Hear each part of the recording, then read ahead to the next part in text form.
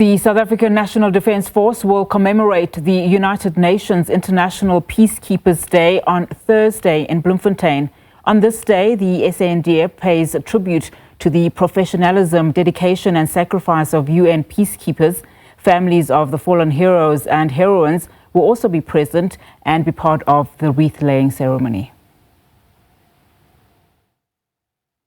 The South African National Defence Force will be commemorating the soldiers who, of course, perished during a peacekeeping mission from 2003. But we do know that today it was just those preparations ahead of tomorrow, and we understand that the family members, as usual, they will form part of this ceremony, where there will be also a wreath laying, and also that kind of support.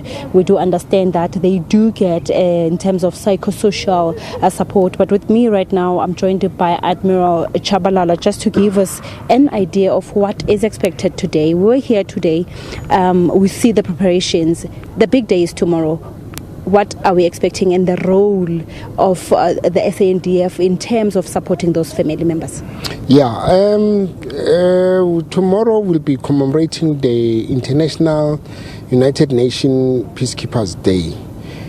This is a significant moment where the National Defence Force of South Africa takes cognizance of the heroes and the heroines that we have lost over 2 decades of commitment to peacekeeping duties in support of South African foreign policy.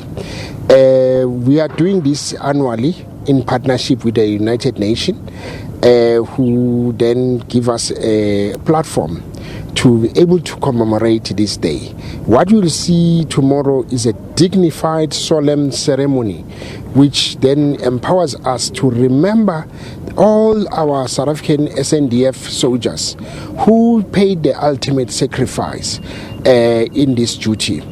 Therefore, we are reflecting, remembering and honoring them in partnership with their families, to say we are grateful for the family for borrowing us, their sons and daughters, to be able to serve the country in this capacity. So this ceremony gives us a moment where we are saying thank you for your sacrifice, but at the same time we remember you, and we are making a commitment and a pledge to say these heroes and heroines did not die in vain, but they died in the in pledge of commitment of supporting human rights, peace and stability, and by silencing the gun in the continent. You also mentioned that, of course, the participation has been over 2 decades. Let's talk now about the significance of being part of, this peacekeeping mission as South Africa. Does it also strengthen maybe bilateral relations thereof? The importance, the significant part of it? Yeah. Look, we know that the continent has been engulfed with many wars, and it's been part of our founding fathers' dream, Utatu Nelson Mandela, to silence the gun. So ever since 1999, going back even beyond that, we've been setting an example for other countries to follow, whereby we are saying we are there for peace. And people must also understand that peacekeeping is a very broad term that supports foreign policy, and the foreign policy of South Africa encourages peace resolution, human rights, and militarism and mediation process, especially when dealing with conflicts. Some stage there is a need where the military becomes a tool of enforcing peace, and that's why now through the United Nations resolution, there is normally troops. Each member country is asked to pledge troops to become a buffer for the fighting parties, to be a buffer between the fighting parties. We have done this very proudly. For example, Burundi now enjoys its democracy because of the contribution of South Africa.